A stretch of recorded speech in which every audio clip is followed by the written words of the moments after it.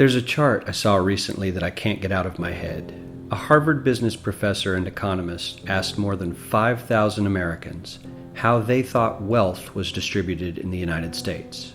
This is what they said they thought it was. Dividing the country into 5 rough groups of the top, bottom, and middle 3 20% groups, they asked people how they thought the wealth in this country was divided. Then he asked them what they thought was the ideal distribution. And 92%, that's at least 9 out of 10 of them, said it should be more like this. In other words, more equitable than they think it is. Now that fact is telling, admittedly, the notion that most Americans know that the system is already skewed unfairly. But what's most interesting to me is the reality compared to our perception. The ideal is as far removed from our perception of reality as the actual distribution is from what we think exists in this country. So ignore the ideal for a moment. Here's what we think it is again. And here is the actual distribution. Shockingly skewed.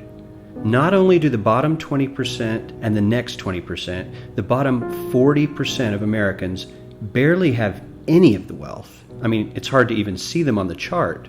But the top 1% has more of the country's wealth than 9 out of 10 Americans believe the entire top 20% should have. Mind-blowing. But let's look at it another way, because I find this chart kind of difficult to wrap my head around. Instead, let's reduce the 311 million Americans to just a representative 100 people. Make it simple. Here they are: teachers, coaches, firefighters, construction workers, engineers, doctors, lawyers, some investment bankers, a CEO, maybe a celebrity or two. Now let's line them up according to their wealth. Poorest people on the left, wealthiest on the right, just a steady row of folks based on their net worth. We'll color code them like we did before based on which 20% quintile they fall into. Now let's reduce the total wealth of the United States, which was roughly $54 trillion in 2009, to this symbolic pile of cash. And let's distribute it among our 100 Americans. Well, here's socialism, all the wealth of the country distributed equally. We all know that won't work. We need to encourage people to work and work hard to achieve that good old American dream and keep our country moving forward. So, here's that ideal we asked everyone about. Something like this curve. This isn't too bad. We've got some incentive, as the wealthiest folks are now about 10 to 20 times better off than the poorest Americans.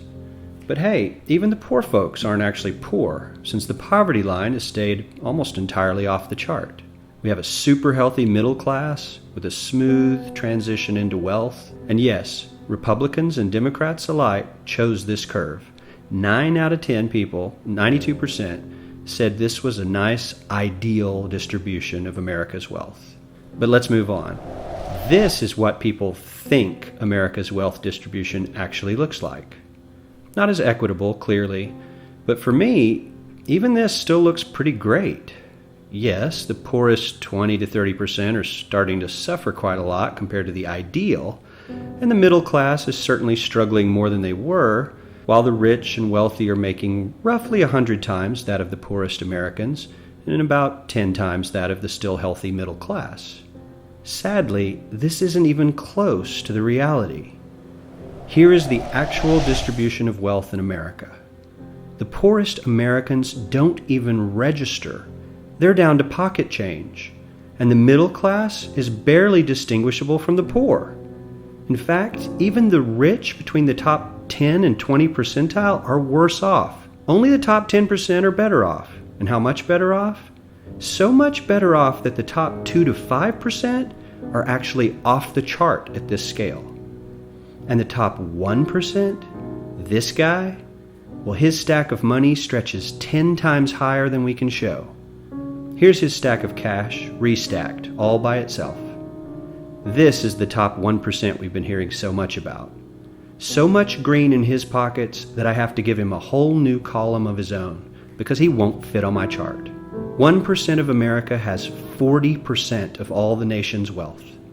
The bottom 80%, 8 out of every 10 people, or 80 out of these 100, only has 7% between them. And this has only gotten worse in the last 20 to 30 years.